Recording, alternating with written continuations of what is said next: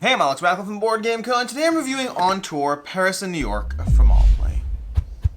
Paris and New York is the standalone expansion to the original On Tour, which I believe had a standard US map as well as a Europe map.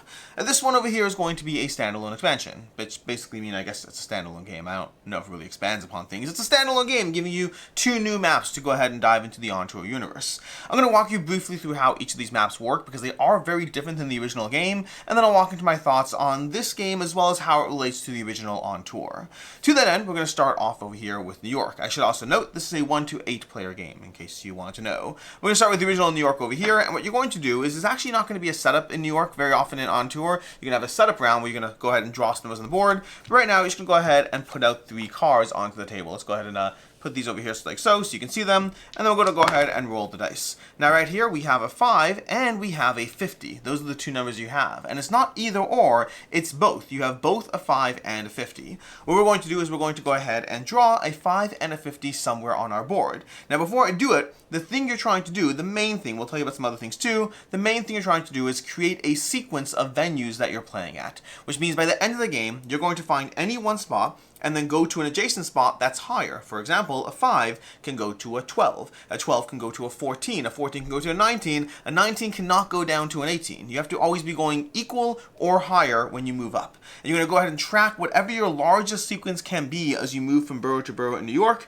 and then you're going to go ahead and get that many points. You're also going to get points for other things, but this should be enough to go ahead and start us off. So let's go ahead and do it. We're going to draw our 5 and our 50. I'm going to go ahead and place my 5 in the Bronx. We have 2 Bronx cards. They have different instruments over here, different soloists, which we are going to be mindful of, and I'll tell you more about those soon. We're going to go ahead and take this soloist over here, which means we're going to go ahead and mark off, actually, we're going to mark it off in the board over here. This is what we do at the end. So we're going to go ahead and take our 5. We'll put it down somewhere nice and easy. We're going to put it in this section up here because we're using this Bronx card. So we're going to put a 5 over there. We're going to draw a little triangle over there because we put the right thing in the right area. In these 3 cards, you had no choice. Any number you place out will get a soloist. As other cards come out, you'll have more agency, but those won't always involve you getting a soloist, which can be ways to score extra points. Our 50, on the other hand, we're going to take our 50, we're going to put it down in Brooklyn. We'll put it down here, not too far away. I'm going to draw, again, that little triangle symbol there. That was round 1. Keep in mind, players can choose what to do with their own dice, so while the cards and dice are the same for everyone has different agency over how they choose to move forward with their placements. Now over here, we got 3 new cards over here. We also, all 3 of them show the Bronx, which is going to be relevant. Oh, and we got a 99, the odds. The odds of that. So, we got a 99 over here. Whenever you have the same digits, you're going to get a wild that can go anywhere. So in this case, we're going to put a wild either in Bronx, Manhattan, or Staten Island. Any of these. Now keep in mind, if we put our wild over here, well, we still could because of this, but when you're looking at a card like this, for example, you can see that if you use this card and you put a number down here, you would get the soloist. If you use these 2 areas, you have the agency to put it there, but you do not get the soloist. Early game, you'll find yourself often getting soloists. Mid to late game, you'll start finding yourself making trade-offs. But we did roll the double 9 over here, which does mean we get a star. A star is a wild number, and again, if we do match the zone, then great, we'll be able to benefit from it. Honestly, it's a little early for me to really know strongly what to do over here, so I'm just going to go ahead and throw a wild number down over here. We're going to throw a little star down there. We're going to draw a star, a terribly drawn star, but we're going to put it there. We will put the square over here because we're using this card and placing it there. Also, because all 3 of those showed the Bronx, we could, if we wanted, we could draw a ferry. We'll give it another round or 2 before we show you how the ferries operate. And in fact, right now, actually, we do have Brooklyn in all 3 cards, so let's go ahead and use that to draw a ferry. There are 3 ferry cards in the deck. Those 3 ferry cards will allow you to draw a ferry when they come out.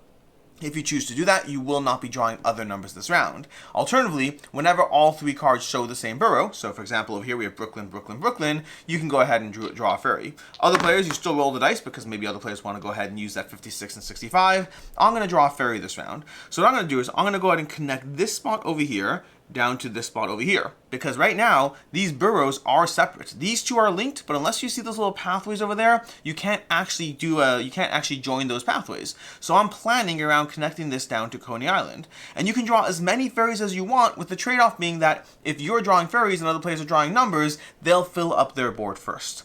This is basically what you're going to do. You're going to go ahead and fill out your board slowly but surely, rolling dice, drawing cards, placing ferries until one player has 1 or 2 spots left, at which point they'll warn the other players you'll have one final round, and then whatever you got done, you got done. As far as how you score, you're going to go ahead and score, like I said already, for that highest chain. You'll track a chain from 5 to 19 to 22 to the ferry down to here to 33, slowly moving around the board. You'll find your highest chain. You'll get 1 point for each venue in your highest chain. You're going to have points for your soloist, which means whenever you go ahead and use the location, so if we started there and moved to here, we would go ahead and mark off on this board that we crossed off that soloist, and as you move up this track, you'll get more and more points for getting soloists. So specializing in certain soloists is a good pathway to getting extra points. You'll also get 7 points if you visited all 5 boroughs in your pathway, and that will be your total score for New York. Now that is just the New York side of things. Let me go ahead and erase things before I show you the Paris side of the board, and then talk about my thoughts on the game. So we're going to erase, and then we're going to go to the Paris side, which is different. The only thing it really has in common is we're also going to have water pathways. So on the Paris side over here, we're going to get rid of the New York deck because the decks are specific to each location. We're going to place the Paris map out. We're going to grab the Paris cards over here, and then start the same exact process, same basic idea. Now in Paris, you will have setup. This will be familiar to those of you who've played on tour already. You're going to go ahead and start by drawing a card, rolling dice over here. The lowest number, so that 19, is going to go in XI. Now in Paris, you do have these kind of double ups. They're called I can't remember the name for them. There's a term for them in the rule book, but you're gonna have these sections. This XI could be here, or it could be here. It could be either of those. So we could draw our 19 in either of those two. There's a term for that I can't recall. We're going to go ahead and circle it and then draw a 19. We're going to place our next card and put VII. We're going to put a 91 down over here. And we're going to circle that. Again, we're choosing which one. We'll go ahead and roll the dice again. And we got a 37 and a 73. We'll draw the 37 in XIV. Ooh, this can be hard. See, this is starting to set you up with a challenge already. We're going to go ahead and circle that. I'm going to draw another card and put it in IV. We're going to put the 73. Dear Lord, this game wants to make us work for it. Okay, from there, you're going to go ahead and draw 3 cards at a time. So 1, for example, we're going to go over here. We'll draw 1, and then 2, and then 3 over here, and then you'll roll the dice. And it's the same basic idea past that. You have a 72 and a 27. You'll be putting them on different areas. So for example, just given the board, I really want the 72 to be right next to here. So I'm going to use this card, which lets me draw anywhere on the north side. So I'm going to use that to draw on the 72. And because I didn't put it in the specific circle, I don't get to circle the box, circling the location. When you circle a location, that'll be worth an extra point on your journey. So it's great to circle them, but sometimes you just want to make sure your numbers work. My 27, on the other hand, is going to go, let's see, 27's down over here. I could put the 27 up here. Let's go ahead and risk it. We'll put the 27 up here and circle that. Now again, you're going to be creating a pathway across the course of the game. Same basic idea, draw 3 cards, roll 2 dice, same basic rules at play. Well, the difference over here is going to be how you track scoring at the end, because at the end of the game, a few things worth noting. First of all, you will again draw a journey, and for each circle you visited, you'll get 1 point. For each circle on your longest journey. So for each spot on your longest journey, you'll get a point. For each circled location, you'll get an extra point. So effectively, if I draw a journey from here to here, this would be worth 1 point, and this would be worth 2 points over there. You'll also get your riverboat total. Now that means over here, you'll see this riverboats over here. Whenever you go to a spot, so for example, when I'm at the 73 over here, I could go ahead. Let's say I had a 75 over here, and I circle that. I could move directly on my pathway. I can move directly from the 73 down to the 75 and continue my pathway. You can jump from riverboat to riverboat, allowing you to create these crazy connections where you create a little section over here, jump to a riverboat, jump down over here, create a little section, jump down here, pop over here. And not only does that give you a lot of flexibility to creating little grouped off areas, what it also does is each riverboat is going to score for the distance it traveled. So for example, if I traveled from this spot, from F to A, I would get 1, 2, 3, 4, 5 points. So I'd mark off that I got 5 points for that riverboat journey, and you're going to add up your riverboat total. That's basically how you play through Paris. The riverboats are the main twist in Paris, that and the fact that you have like 2 locations for each circle area and choosing which one. But the riverboats give you a lot of flexibility to creating really weird shapes that will mess with your brain as you try to figure out the optimal way to get a longer pathway, because the game specifically encourages you, incentivizes you through extra points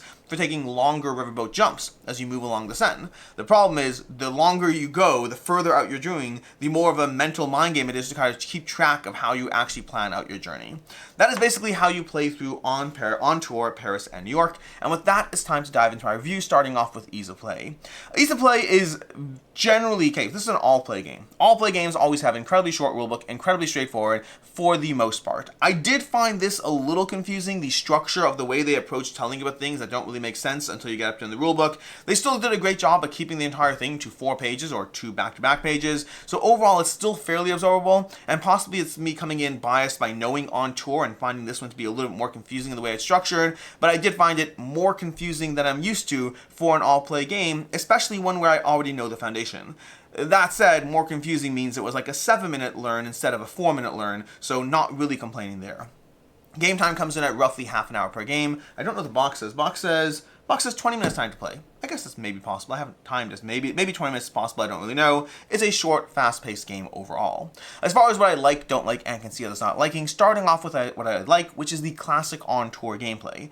I know and like the original On Tour. I still have it in my collection. Despite all the games I go through, sometimes I keep them, sometimes I don't. On Tour to me is a classic game that is just easy to play. It's easy to pull out. It's easy to teach. It's something charming about the fact that you're trying to chart these pathways. There's something open about the imagination of being able to get so much done and having that slowly collapse inwards on you while you play through the game. That sense of perfection that starts off slowly disappears the more you play, and I like the On Tour gameplay, and this is the basic On Tour gameplay with more to it. So if you like On Tour, as I already do, it's coming in with that classic simple gameplay of creating little pathways and networks, trying to find the best way to do so, and giving you a lot of room and agency to try to shoot for the stars, but seeing how far you can actually get. And I do like the fact that the maps here add an extra twist. This is not just new maps for the sake of new maps. Each of the maps on Paris and New York both give you major change-ups to the gameplay. The Paris map in particular, while it's more true to the general format of On Tour, these little riverboats over here completely break the way you build out your pathways, giving you a large sense of variety to the way you typically would play through On Tour.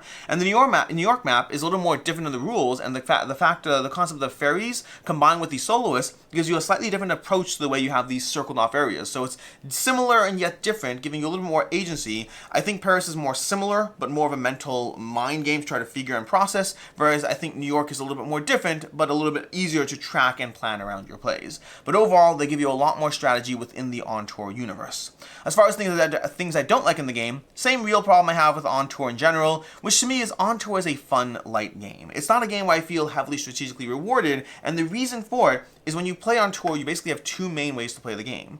Way 1 is the ambitious play. You're trying to shoot for the moon. You're trying to get everything you need, and depending, not necessarily everything, but a lot. You're trying to get a lot done. And depending on how the late game dice roll, you may find yourself actually achieving what you shot for. You may find yourself being able to get, oh my gosh, I rolled this, and I rolled this, and I actually get what I need. Or you could play it far more conservatively, and the problem with that approach is you're more likely to actually score a nice medium chunk, but the player who shot for the moon might just get luckier because of the way the dice played out. This is a game where the late game is incredibly dependent on how things roll, and if you are a little more conservative early on, you might miss out on good rolls, but at least walk away with a nice, degree of something, but the people who risk it all will either lose it all or go home big, and I find a lot of the gameplay rests on that core decision. I'll also say that the Paris mind game is hard to mentally get around. The idea of these riverboats over here, it's very hard to mentally process. Like, this is one where I'm sure I'll get it more eventually, but this game is still one every single time I play Paris, I still feel like I'm trying to mentally grok how to make it all tie together, and it's a puzzle I still haven't beaten, which arguably I actually do like because I like having that challenge in front of me, so maybe I should scratch that from the things I don't like in the game. As far as I can see others not liking, I'll say that in general, the complete random dice rolling the entire game is a thing. This is complete random dice rolling the entire way through. Yes, there's agency, yes, there's decision making around luck of the draw and odds and all those things, but it's just dice rolling the entire time. Dice rolling and card draw, both 2 elements of luck. And I'll also say that this is a game where you kind of do have to chart out your pathways from the beginning. You have to mentally start processing things, especially when you have that setup in Paris where you just set up and roll dice and see what's going on. You're trying to work with, well, a lot of information from early on in the game before you really have the tools to know exactly how to make sense of all of it. And it's a lot. It's a lot to go through, and that might not be the thing that you personally appreciate. As far as final thoughts on Tour, On Tour Paris and New York, I should say, I like it. It builds off the original On Tour. It's a good system. I think I would still recommend On Tour as a first game if you were diving into the series, but I do think Paris and New York will give you a bit more agency and decision, not agency, a bit more strategy to the gameplay if you want something a drop meatier at the cost of being a drop less intuitive. To me, this is a 3.5 out of 5. I like the game, I like the variety, I like the extra maps on the On Tour universe. This to me is still a guilty pleasure game. It's fun, it's charming. I don't read too much into who wins or loses because of that big deal about luck and the end game, but past that, it's just a fun time, especially when you want a quick filler game with a fun degree of building out your little world and charts and pathways in it. As far as other game recommendations, First of all, there's Let's Go to Japan. If you want a game that's going to have a degree of sequencing where you try to plan things out with how much information, how much you can push things, Let's Go to Japan will definitely have that. And then a very similar game, which I'm pretty sure I've recommended in the past when talking about these two, is going to be Railroad Inc. I think it builds off a similar structure of trying to shoot for as much as you can, seeing how the dice roll as you go through the game, and building out your networks and pathways, ideally slightly more efficient than the other players. In any case, until next time, I'm Alex Radcliffe from Board Game Co. I hope you enjoyed this video, and as always, I hope you have a good one.